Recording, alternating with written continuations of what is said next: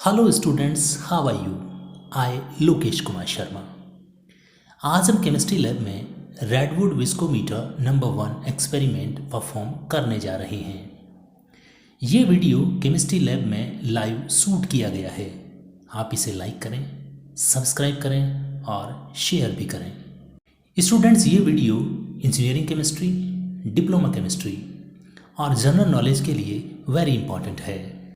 इस एक्सपेरिमेंट से किसी भी लुब्रिकेंट का विस्कोसिटी फाइंड आउट किया जाता है।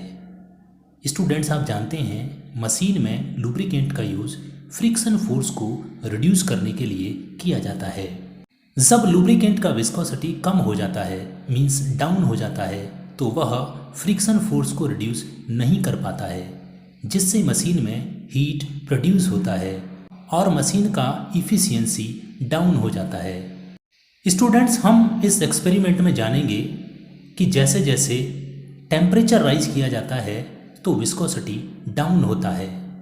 चलिए स्टूडेंट्स, एक्सपेरिमेंट को स्टार्ट करते हैं। देखिए, ये रेडवुड विस्कोमीटर नंबर 1 है, जिससे हम लाइट ऑयल का विस्कोसिटी फाइंड आउट करेंगे।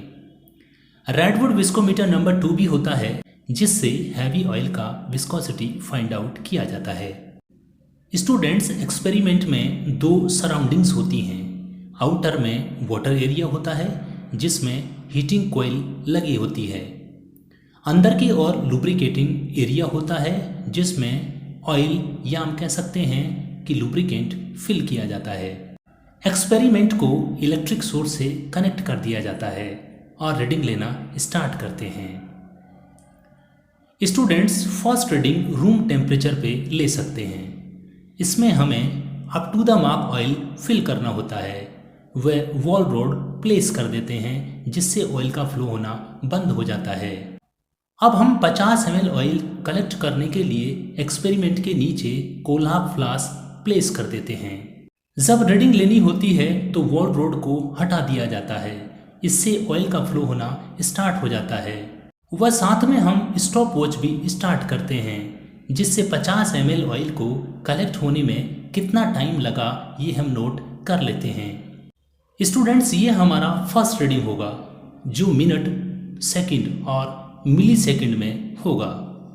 अब हम सेकंड रीडिंग ले लेते हैं। जो ऑयल आपने कलेक्ट किया उसको वापस से ऑयल कप में फिल कर दिया जाता है। वह टेम्परेचर राइज कर दिया जाता है, जहाँ पे आपको विस्कोसिटी निकालना होता है।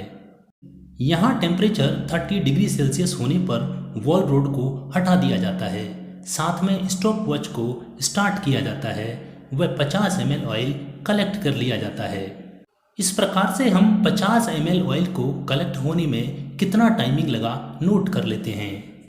इसी तरीके से टेम्परेचर राइज कर 40 डिग्री सेल्सियस, 50 डिग्री सेल्सियस और 60 डिग्री सेल्सियस पर 50 ml ऑयल को कलेक्ट होने में कितना टाइमिंग लगा नोट कर लिया जाता है।